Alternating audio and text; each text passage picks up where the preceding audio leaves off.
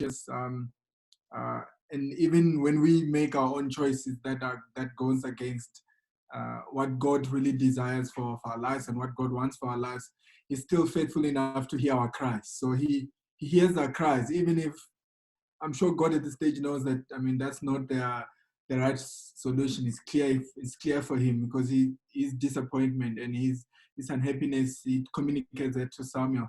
But at the same time, he agrees to let them anyway go ahead, and He still blesses them in this way. So for me, I think the main thing was that came to mind is in our lives, how often do we do the same, like the Israelites, where we look at our neighbor, we look at maybe the circumstances around us, and we feel like, maybe I want to do it this way, while God is saying to us, this is the path that I've chosen for you. So, and this is how I want you to walk with me. So I was just thinking, how often do we do that? Because we know even if we choose the wrong path, God is still faithful enough to still rescue us. So I know for me, one of the things that I found to be illogical was, why will the Israelites want to be ruled by a king, considering how kings were leading their people? And if you think about their work with God from Exodus, it makes no sense. God, all the miraculous things that they experienced when they were being led by God. So that's something that I kind of found quite illogical. But nevertheless, I think sometimes in our lives, that's exactly what we do. It might not be as glaring as what we see with the Israelites, but I think typically we also do the same, where we feel like this is maybe my way, maybe this way.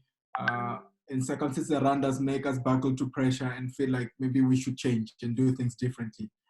So for me, that's really was the main highlight of day 88, and maybe tying on to day 87. So yeah, so that's for me, that was it. I'll open up the floor to anyone, and you guys can add up and tell us what else you picked up from day 88. Thank you, Mulalo. Okay, guys, I've muted all of you, ne? So when you need to speak, just unmute yourself. I was just trying to manage the noise. So please, when you need to speak, just unmute yourself and then speak. Mulalo, thanks, and thanks for the video. And Katleho, thank you for also turning it into audio, so that those who have limited data can just listen to the audio. Thank you very much for that. I think when I was just listening to your sharing on the video, Mulalo, I was reminded of something that we learned when we were still in Edvids, and when we were at the Christian Action Fellowship, and he talked about the perfect and the permissible will of God. The perfect and the permissible will of God. There is a perfect. I don't know why I'm doing it. No, it's mute. Yeah. Okay, thank you. Sorry, guys. So there is a perfect will of God, and I think in terms of the Israelites, God's perfect will was that they must be led directly by God, and the permissible will of God is what ultimately happened, where they ended up making Saul king. But it was so funny, because when I was reading in Deuteronomy, I wish I had recorded the verse, God had already said to the Israelites, when you have a king, this is how the king must behave. So God had already preempted and predicted that these guys, I know them, they are my people. At some point, they are going to ask for a king. So even though it was not his perfect will, he still made provision for it. So even in our own lives, we must not be confused by God still contributing towards what is not his perfect will and think maybe this is his perfect will. We must always seek his perfect will in everything that we are doing. Yeah, that's my contribution. Don't forget to unmute yourself when you want to make a contribution.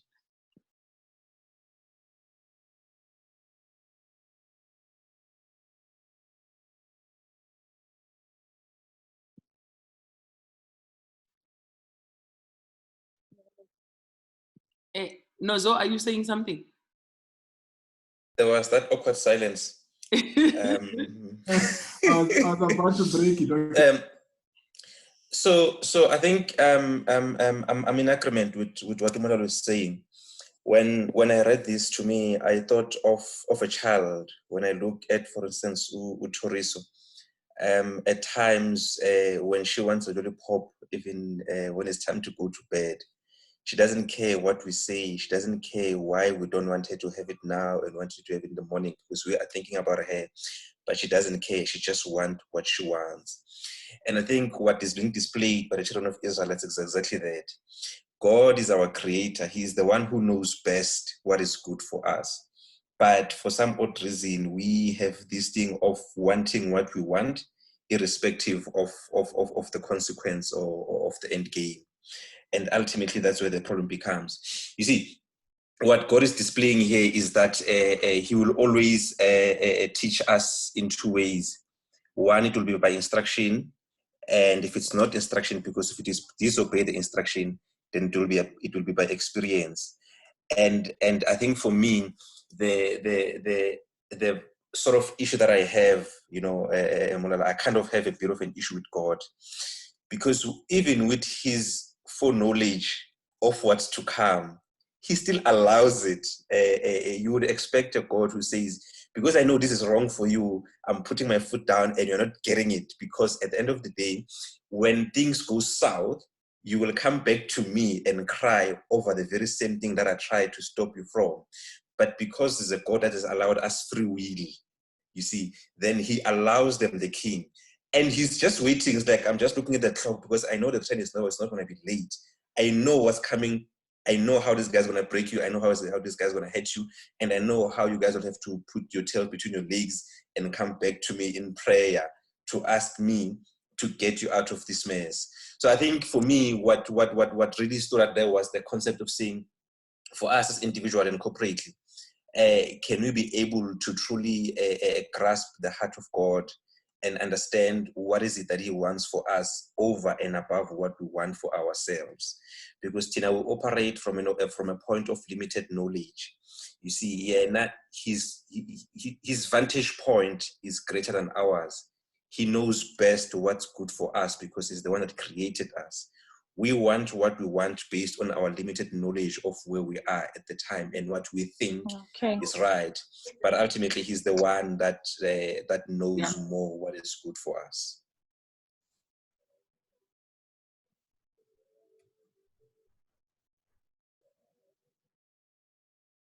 Anyone else? So I hear what you're saying, to say, why does God then give them what they're asking for? Because He's God and He can do whatever He wants. But He's not a God who's going to force us to do things. He says, I put before you life and death, and I say choose life. So He always gives us choice. He doesn't force Himself on us. He always says, this is the right way, and this is the one that I would like you to take. But He says, these are the options at hand. Because imagine how our lives would be if we always lived our life exactly the way God planned it to be, and we were always gonna wonder, to say, oh, if I could do this myself, I wonder how life could be. I don't think that's the life that He wants for us. And sometimes that's what we do with our children as well. We will say, I don't want you to do this, but okay, fine, if you want to do it. Sometimes they irritate you to the point to say, okay, fine, do whatever you want. But then when it doesn't work out, then you take them back and say, this is exactly why I was saying do this. Because then you're trusting that they're learning a lesson, and next time they will make a better choice themselves.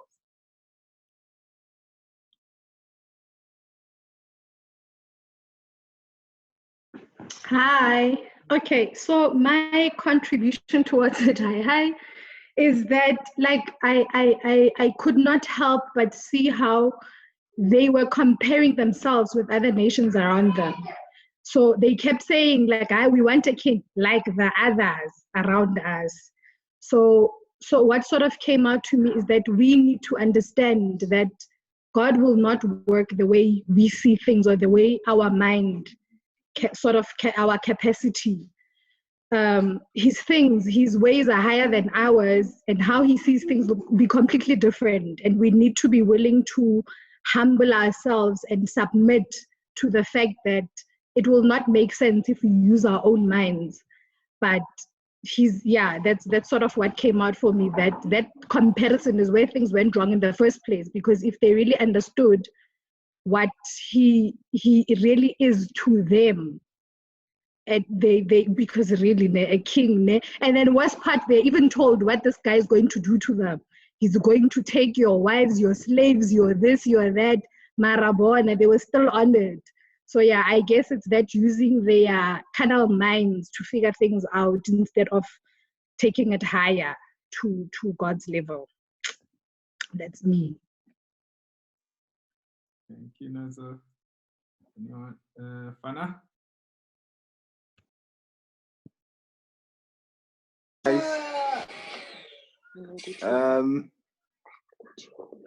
Stop making noise. Man. I think for me, what came out the most was the fact that the Israelites, I think they were so used to the fact that they were so used to the fact that they always have had someone to lead them. I think it started from obviously from the days of Moses, you know, and I think they just couldn't see themselves without a leader, and hence I think that's actually one of the reasons why they actually wanted a king. I think from the leadership point of view as well, and also from you know, from them having to have someone that they can take their problems to, and yeah, I think Nana, that's how I looked at it. You have anything to say? Oh, you want me to say something? No, I'm just asking. Well, for me, morning everyone. For me, the Israelites didn't know what they wanted because they asked for a king, and then God gave them Saul. Then I remember I was reading, there's a part where Saul was presented to them, and all of them didn't want Saul. It's like they knew what type of a king they were looking for, because they asked God for a king, and Samuel spoke to God. God gave them a king, and then Saul was presented, but they didn't want Saul. They wanted someone else. And I think also maybe if you read, it doesn't seem like Saul comes from a very well-off family. And Saul also came from a very small nation, the nation of Benjamin, which from what I was reading is that it's not really considered like such a prominent nation. So it's like probably maybe they were looking for a king from one of the big nations out of the 12.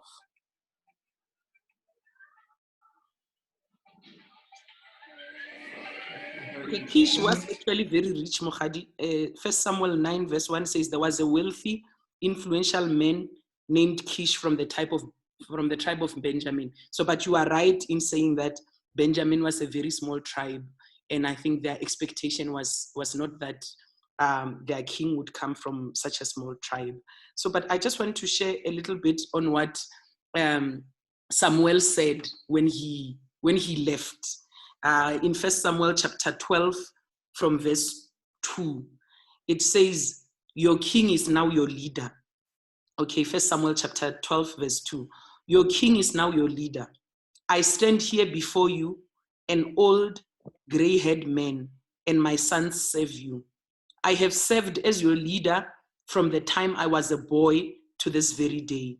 Now testify against me in the presence of the Lord and before his anointed one. Whose ox or donkey have I stolen? Have I ever cheated any of you? Have I ever oppressed you?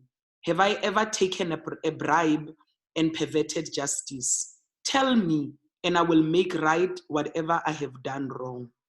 No, they replied, you have never cheated or oppressed us, and you have never taken even a single bribe. The Lord and his anointed one are my witnesses today, Samuel declared, that my hands are clean. Yes, he is a witness, they replied. So I think this is such an interesting legacy for me, that Samuel had been serving faithfully, and he even had the guts to stand in front of the people that he has been leading, to ask, good guys, have I been fair? Have I done well? And I think it's something for us to think about, especially when we lead in different sectors, to say, should we ever sit in front of the people who have served very closely with us and ask them this question? Will they mumble, or will they be able to say, like the children of Israel, no, you have never cheated or oppressed us, and you have never taken even a single bribe? That, you know, he challenges us to be honorable in how we lead, especially when we are in the dark or in the corners where the masses don't see us. And for me, I saw it as a very important lesson, especially during this time where leaders are often accused of many things, whether it's leaders in the corporate, in politics, or even in the church.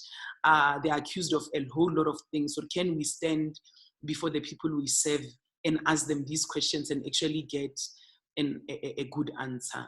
Yeah, so I just wanted, I thought that was very interesting. Thank you, Mfundisi. Anyone else?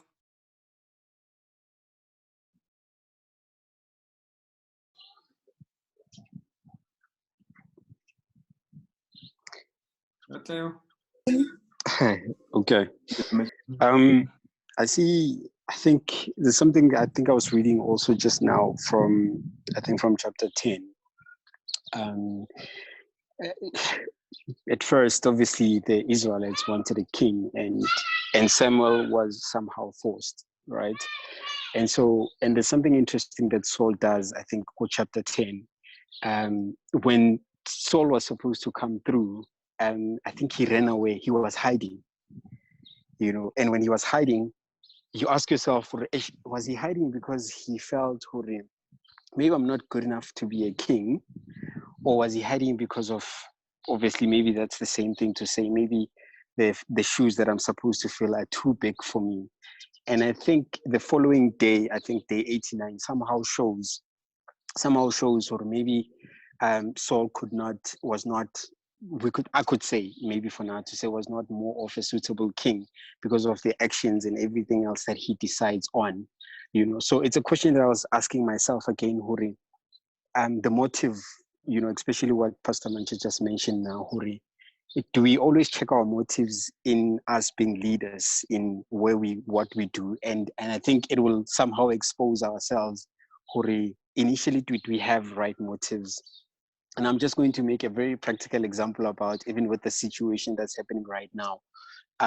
You see, I'll make a practical example with Donald Trump. Right now, he's shivering and shaking. He doesn't even know what to do because initially he was not a man that had the capabilities to be able to lead, because leadership, I believe, it's not just only about being at the forefront, but it's about taking the responsibility when the actual country needs your direction, you know. So Saul, again, to a certain extent, the Israelites were in a situation now where they need leadership from Saul. And I think with day 89, it shows with the things that he does, and with Jonathan, his son, the things that he does as well, Huri. Somehow, to a certain extent, Saul, the motives that he had as a king were not motives that would always lead him back to God, as Samuel was always taking direction back to God. And before Samuel would do anything else, would always go back to God and say, what should I do? And it's very amazing, the relationship that Samuel had with God, because there's even a point where even God would do anything else, would even ask Samuel. That shows that the intimacy that Samuel had with God. But when you look at Saul, you look at a leader that somehow the motives were not right for me. The motives were somehow not right, and the leadership as well, how it was played as well, was not right. And it's a question to me, Ori, in any point of leadership that I'm given, do I always check my motives? Do I always check my intentions of doing what I do? Am I doing it from the good place of my heart, or am I doing it from a personal point of view? Thank you, Katleo. So for me, I guess unless there's someone else wants to say something before I go on and just almost like try and wrap it up. So for me, I think we also want to hear from Ratachilo and Charlotte. They can't just be facilitators. Oh, And in T and yeah. Johnson. And Johnson has not said anything, yeah. Okay, go guys, before we wrap it up. Go. Khomot, you're laughing, I can see.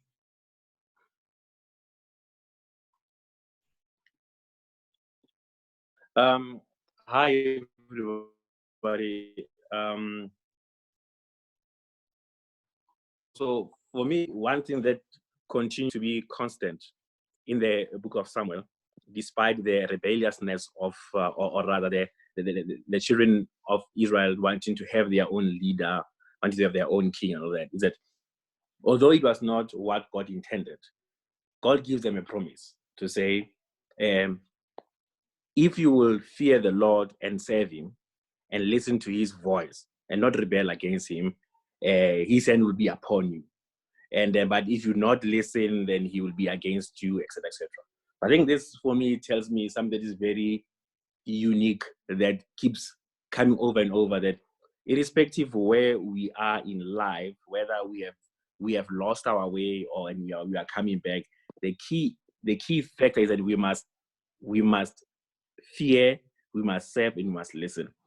So I think that's for me the thing that keeps coming over and over, that irrespective of where the children of Israelites are, what they have chosen, what they have done, the key way that Samuel keeps saying is that listen, serve, and fear the Lord. So I think for me that's another key element that keeps coming through in these messages. Yeah, thanks, Mulalo. Okay, Charlotte.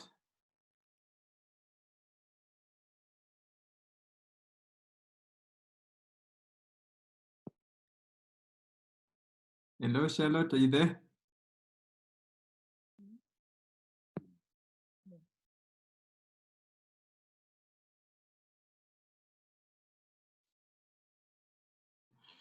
Oh, doesn't look like Charlotte can hear us. Retachile?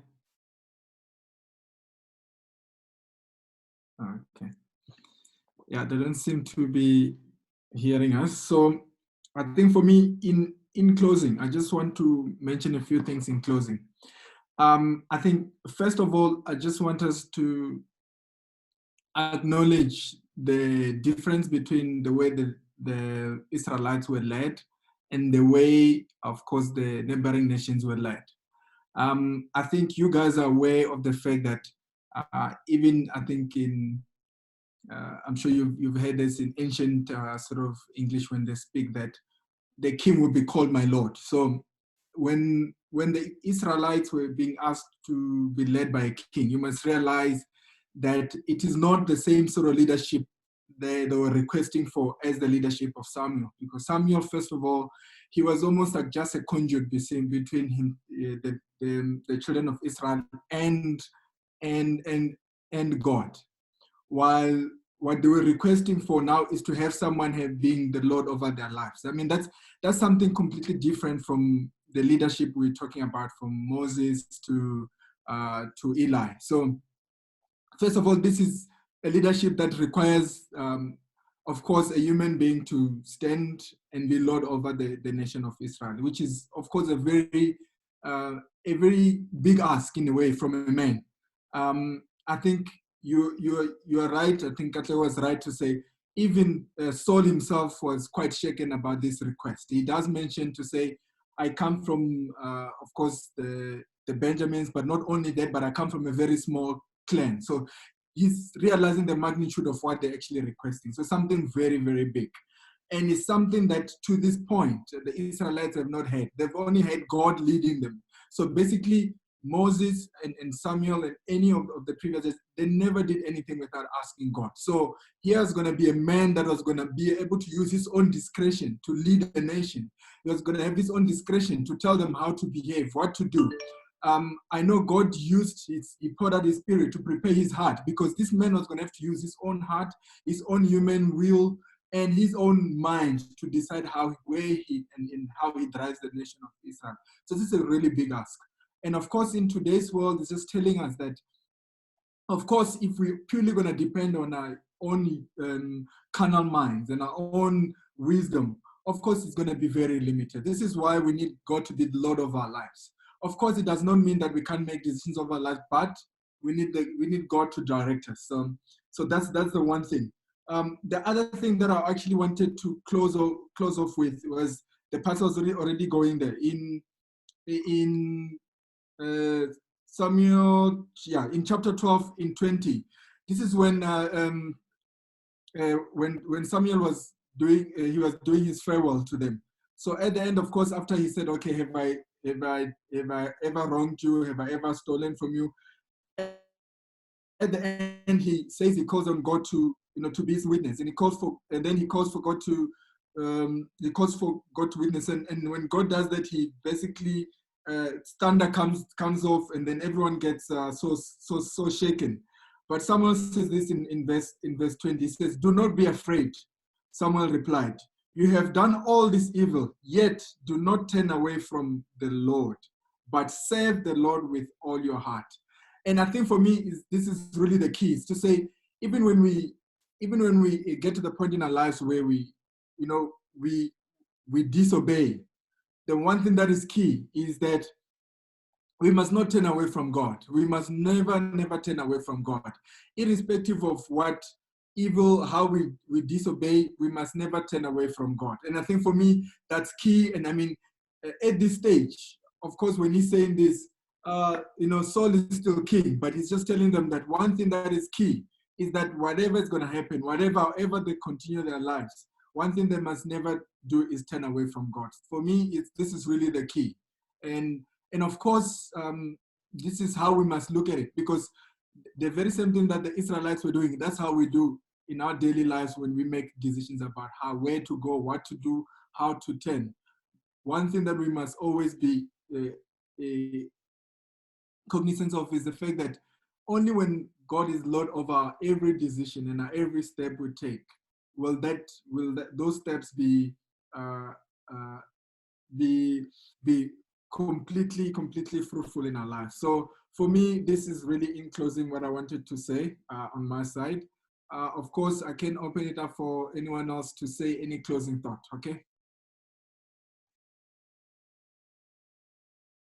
Mulalo, thank you very much. Guys, thank you very much. Fanalo, I just want to remind you that today it's your turn to do the video.